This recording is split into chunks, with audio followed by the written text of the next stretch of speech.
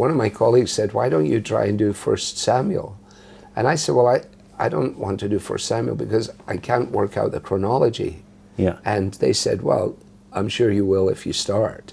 And so nudged by that, I began. And I was actually talking to Christopher Ash on the phone, and he said to me, do you have Woodhouse on 1 Samuel?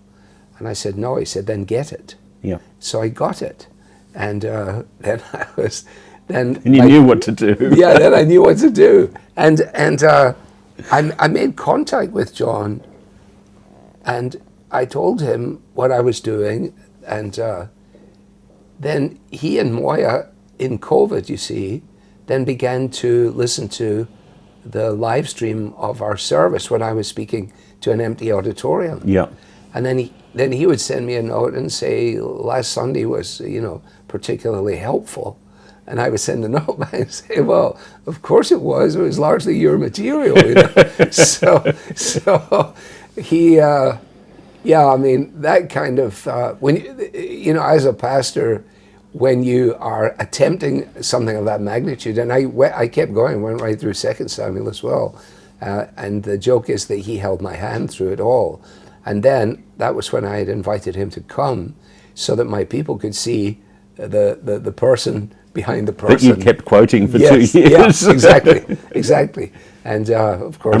I watched those talks that he gave at the Pastors' Conference in Cleveland, and they were masterful. Oh, yes, they were... they were spellbinding. On 2 Kings. Actually, yes, on 2 Kings.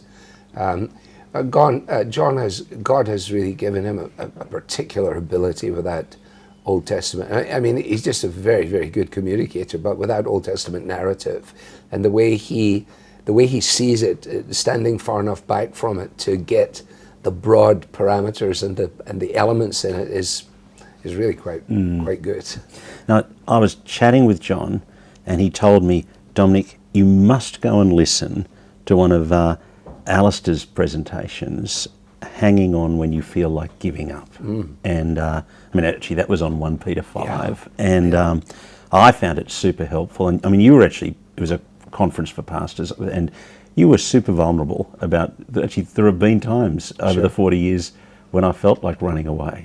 Yeah. Tell us some of that and what you did to keep going. Yeah, if I remember correctly as well, that was one of those occasions when the conference assigns you a subject. Yeah.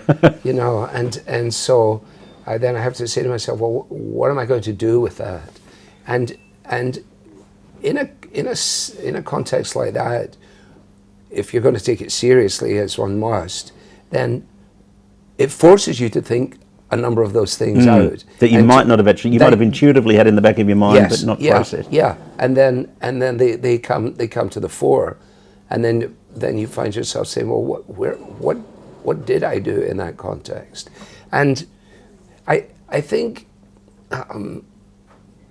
just the shepherdology of 1 Peter, especially the vulnerability of Peter himself, who knows that he's put his foot in his mouth and taken it out and put another foot back in, and he's volunteered to walk on the water, nearly drowned himself. He was supposed to watch and pray. He didn't pray. He didn't watch. He was rather boastful about things, and so in the experience of all of that in the life of Peter, he entered into dimensions, I think, of spiritual grace that would not have been his to enjoy were it not for the fact that he was the person that he was. If you like, he brought a lot of that on himself. And I think I can identify with that. When I began in America, I was 31, and you're young and you tend to think that you can accomplish more in a year than you actually can. You don't realize that you can accomplish far more in 5 years if you'll just be steady. And that sort of impatience can lead to all kinds of things. That, I think, is where not only the exhortation of Scripture, but the example and pattern of other people has been wonderfully helpful.